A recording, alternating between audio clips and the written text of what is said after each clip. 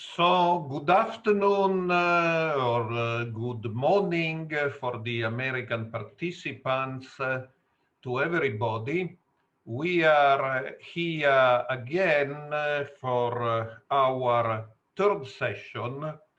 And before we start this session, I would like to mention some development which are happening, so to speak, as we speak. And the first development concerns a book which I have written with Alessandro AMICARELLI, taking the opportunity of commenting on the case in Switzerland which opposed the Jehovah's Witnesses in the District Court of Zurich to anti-cult activist Regina Spies. This case was lost by the witnesses in the sense that Spies was found not guilty of defamation. However, the case was the opportunity for a massive campaign against the Jehovah's Witnesses involving the Russian government. It's a very interesting story, and I would engage in blatant self-publicity and recommend to you to read the book, the more so because the book is free and it will be available in a few hours for download from the website of Cesnur at Cesnur, that is cesnur.org. The other new text is a statement which has been signed by all the speakers in this conference, and it's an appeal about the situation in Russia that will be sent to the United Nations, to European authorities, to other authorities throughout the world. And also this appeal will be available on Cesnur's website at cesnur.org shortly after the end of conference, and probably, in fact, today in the last hours of the evening Italian time. And this is a fit introduction for the first speaker, Alessandro AMICARELLI, who is the co-author of the book, The New Gnomes of Zurich. And he will talk about the USCIRF document, which has been already mentioned by several speakers this morning, and will also talk about the statement which will be launched today, signed by the speakers at this conference. So Alessandro AMICARELLI is an attorney based in London with the Obaseki and Partners firm, specialized in human rights, and is also the current president of the European Federation for Freedom of Belief. So Alessandro AMICARELLI, the floor is yours. Good afternoon. It is my pleasure to introduce the topic of the role of the anti-cult organization's ideology in the persecution of Jehovah's Witnesses worldwide, and the role of FECRIS and its allies within this field. The anti-cult family present themselves as a benevolent group of people whose main aim is saving the victims of brainwashing and manipulation inside what they label as totalitarian cults. Yet they forget to say that they themselves have been found in the courts of law guilty of a number of crimes, including also kidnapping and forced deconversions of members of religious minorities.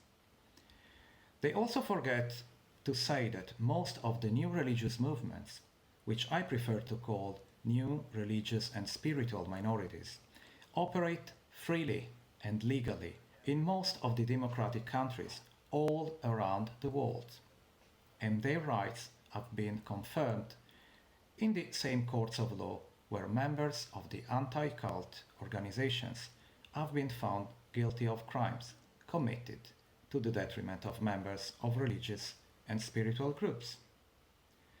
The activities carried out by the constellations of anti-cult organizations, which at times are even just anti-religious and anti-spiritual as such, and not just anti-cult, have been often argued and censored by international organizations and governments that are more keen to protect the lives and activities of members of religious and spiritual communities, advocating their rights at different levels, also in conjunction with and with the support of the civil society groups. Recently, in July 2020, the United States Commission on International Religious Freedom, USCIRF, issued a special report on the anti-cult movement and religious regulation in Russia and the former Soviet Union. First and foremost, let's say who the USCIRF is. The United States Commission on International Religious Freedom, USCIRF, basing on their own official definition, is an independent bipartisan federal government entity established by the United States Congress to monitor, analyze, and report on threats to religious freedom abroad. USCIRF makes foreign policy recommendations to the President, the Secretary of State, and Congress intended to deter religious persecution and promote freedom of religion and belief. USCIRF issues a report annually, but the July 2020 one is a special report on the situation in Russia, as I just mentioned. The report starts shedding light on an international phenomenon that has constantly spread from the United States anti-cult environment in the 70s throughout Europe and Russia over the last 40 years. The USCIRF report openly mentions and criticizes the role of Mr. Alexander Dworkin of the St. Irenaeus of Leon Information Consultation Center, CILIC, and Vice President of FECRIS, the European Federation of Research and Information Centers on Sectarianism. The report acknowledges that Dworkin learned the trade in the United States in the 70s and exported the model to Russia, where the anti-cult propaganda grew fruitfully thanks to the support of the local Orthodox Church. Same fate the movement had in other European and non-European countries, even though it has almost disappeared in the United States, where it originated. Today's FECRIS, of which Dworkin is vice president, stemmed from the impulse of the American anti-cult environment, and soon after Alexander Dworkin in 1992 returned to his homeland Russia to give the start of his anti-cult commitment, the European anti-cult associations gathered to give birth to the FECRIS in 1994. The USCIRF report describes FECRIS as, quote, a French anti-cult organization with pan-European influence, end of quote. In fact, as we can read on their website, today it operates, quote, in more than 30 countries to date, among them 5 are non-European, end of quote. Thus, we can say a private association funded by the French government influences the religious freedom policies of dozens of countries through, as the USCIRF report states, a disinformation campaign against religious minorities. Then the USCIRF, with its report, has begun to shed light on the true nature of the so-called anti-cult movement. Europe, on the other hand, foolishly granted participatory status to FECRIS, while France finances and supports their activities. The USCIRF has included France in the list of countries and regions monitored. It seems to us that all the countries where FECRIS operates through the anti-cult associations federated to it should also be monitored, if not even added to the special watch list.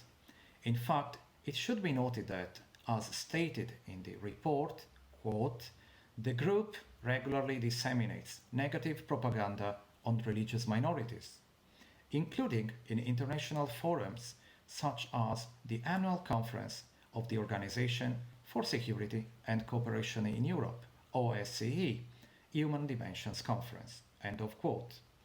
The representatives of FECRIS who participate in the OSCE Human Dimension Implementation Meeting, as they do elsewhere, to implement their negative propaganda are not only French or Russian.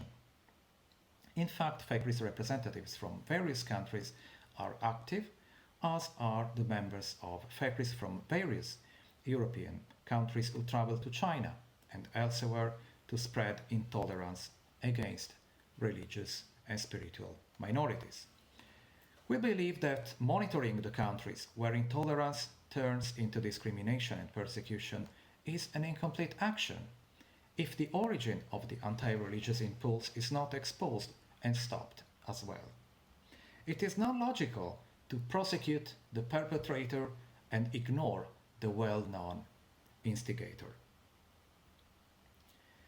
We note with satisfaction that the FECRIS representatives were quite unhappy with the USCIRF report and started talking nonsense about an over a year old court case relating to Jehovah's Witnesses occurred in Switzerland, totally manipulating the content of the case and the nature of the judgment itself, as Massimo Introvigne and I have explained in a white paper that will be published within the next few hours. We also note with great satisfaction that the USCIRF recommends to take a series of additional actions enlisted at the end of the USCIRF's report, final recommendations, some of which read as follows, quote, the US government should publicly censor Alexander Dworkin and the Saint Irenaeus of Leon Information Consultation Center, CILIC, for their ongoing disinformation campaign against religious minorities, and promote education about freedom of religion or belief, FORB, in regional diplomacy, and offer training and resources as a component of regional humanitarian assistance, and counter propaganda against new religious movements by the European Federation of Research and Information Centers on Sectarianism, FECRIS, at the annual OSCE Human Dimensions Conference, with information about the ongoing involvement of individuals and entities within the anti-cult movement in the suppression of religious freedom, and more. We hope these actions may be implemented very soon and also only be the beginning of a series of further actions to contrast these hate experts, and finally guarantee everyone the right to freedom of thought, conscience, religion and belief. Now, as part of my role today, I will have to report about the final statement of this conference on the situation in Russia. I will report some excerpts from the statement, which is signed by all today's speakers. I will now quote from the statement. On July 13, 2020, armed officers raided 110 homes of Jehovah's Witnesses in the Voronezh region. This was the largest number of coordinated raids on Jehovah's Witnesses in modern Russia. Unfortunately, this action marks an escalation in the persecution of the witness community following the April 20, 2017 ban imposed by the Russian Supreme Court on the Witnesses National Organization and its 395 regional divisions on the grounds of extremism. Russian officials have repeatedly claimed that the ban does not violate the right of 175,000 witnesses to choose their religion and engage in religious worship. Even discussing the situation of Jehovah's Witnesses is prohibited. On June 15, 2020, the editor-in-chief of Religion and Law was sentenced for having published an article on Jehovah's Witnesses in Russia that failed to mention that the Witnesses organization is forbidden in the territory of Russia as extremist. On May 1, 2020, the United Nations Working Group on Arbitrary Detention condemned the raids, arrests, detention, and trials of Jehovah's Witnesses in Russia, stating that they are, quote, charged with criminal activity on the basis of mere exercise of freedom of religion. As institutions and individuals concerned with religious freedom, we have followed the events in Russia with increasing alarm. On December 11, 2018, President Putin said, quote, Jehovah's Witnesses are also Christians, and they don't really understand why they are persecuted. And in 2007, President Putin bestowed the Family Glory Award on a family of Jehovah's Witnesses, the Novikis from Petrozavodsk, calling them a model family. However, President Putin's words were not followed by action, and the incomprehensible persecution continued. We urge President Putin and his administration to take actions to cease the systematic and senseless persecution of the Jehovah's Witnesses, a community of peaceful, law-abiding citizens who only ask to practice their faith in peace.